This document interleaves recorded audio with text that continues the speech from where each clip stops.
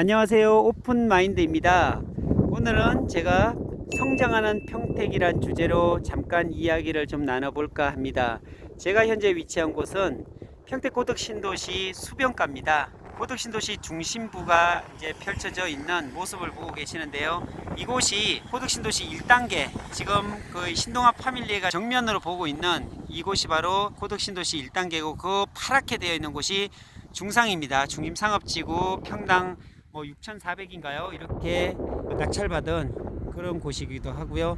여기 아름답게 흐르고 있는 게 바로 여기가 수변입니다. 지금은 물이 거의 없고요. 나중에 좀 물이 좀 흘러내려서 이 수변가가 좀 잘 조성됐으면 하는 그런 바람을 가져보고, 이 수변의 모습입니다. 그리고 요 뒤쪽으로 넘어오게 되면 여기 드림교회라고 종교부지가 있고요. 그리고 저 앞쪽으로 삼성반도체가 있는데, 제가 잠깐 그 이동을 하면서 좀 이야기를 나눠보도록 하겠습니다. 현재 고덕 신도시 같은 경우에는 1단계가 거의 마무리되어 가는 것 같고요. 2단계가 아파트가 동양 파라곤 2차라든지 제일풍경채 2차라든지 호반 서밋 이런 리슈빌 이런 데가 분양이 다 끝났습니다. 그런 상태고, 그리고 제가 그 2단계 쪽으로 계속 아침마다 출근하면서 보는데 도로가 지금 막 생깁니다. 도로가 생기고 아파트가 막 지어지고 있는 이런 광경들을 보면서 고덕신도시가 한 10년 이상 걸릴 줄 알았는데 짧은 기간 내에 빨리빨리 지금 도시가 건설되어 가고 있는 그런 현장들을 보게 되고요. 지금 여기 앞쪽에 보면 지식기반센터입니다. 여기가 약간 검은 색깔로 이렇게 보이는 데가 저기가 지식기반센터고요. 앞쪽에 삼성반도체고요. 그리고 이 앞쪽으로 보면 점포용 상가주택들이 이렇게 잘 지어져 있습니다. 좀 가까이 가서 보도록 할게요.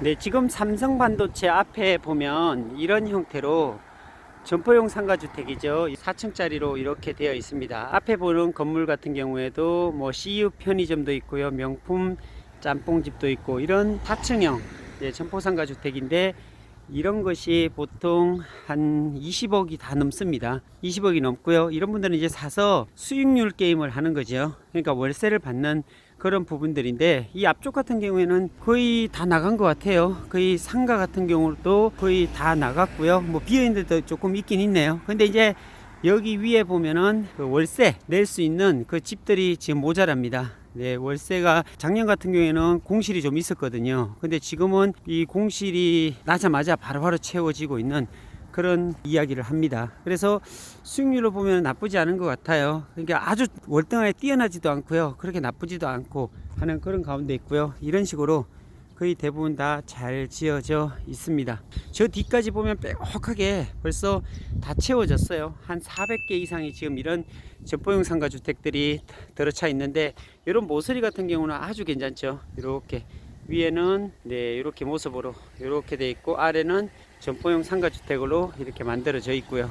그러니까 이곳에 반이 부동산이 들어오지 않았나 할 정도로 부동산이 많습니다. 정말로 많고요. 신호 위반은 아니고요. 여기 신호가 없습니다. 걸어서 건너가 보도록 하겠습니다. 지금 현장에서 보이는 이 건물이 삼성반도체고요.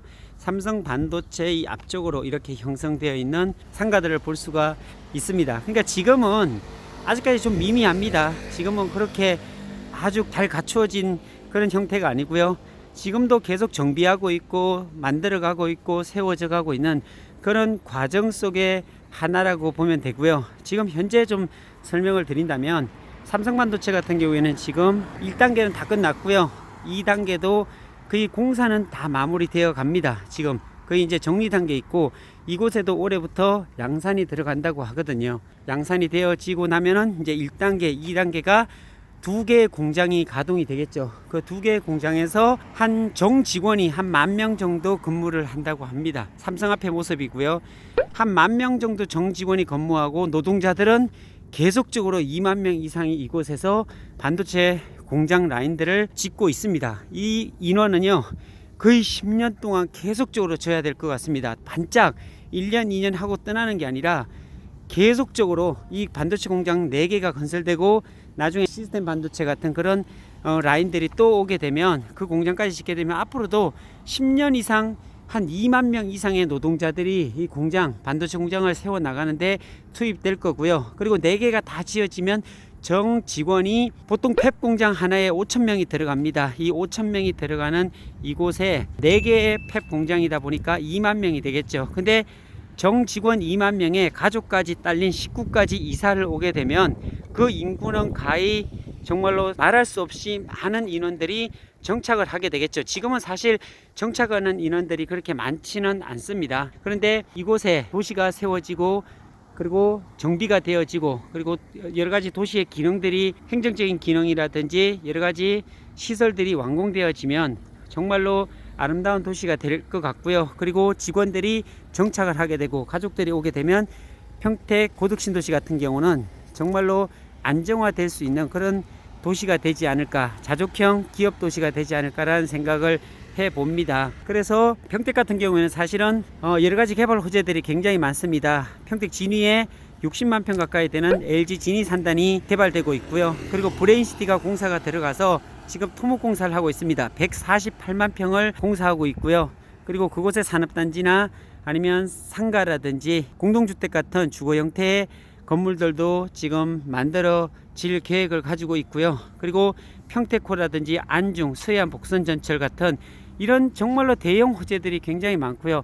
특히나 이제 미군 부대까지 안정리 쪽으로 다 거의 왔습니다. 그래서 거기에 게식스 험펄이라는 이런 미군 부대가 세워짐으로 한 8만 명 이상의 인프라가 또 생기게 되고요. 그러다 보니까 평택 같은 경우에는 계속적으로 인구가 증가된다고 보면 되겠죠. 그러면 인구가 증가된다는 것은 도시가 성장한다는 거고요. 그 성장하는 도시에 사람들이 몰려들기 때문에 자연적으로 평택은 정말로 좋아질 수밖에 없는 그런 도시이지 않는가라는 생각을 해봅니다. 평택이 정말로 자랑스러운 평택이 되기까지 많은 분들이 헌신하고 또 봉사도 하고 또 이 도시를 위해서 많은 노동자들이 와서 근무도 하고 또 도시를 세워나가고 그리고 산업단지를 세워나가는 그런 과정 속에 있는 이 평택을 정말로 손꼽아 기대해 봅니다. 많은 분들이 정말 이 평택을 사랑하고 또 이 평택으로 인해서 사람들이 희망을 갖고 기대를 할 수 있다는 것이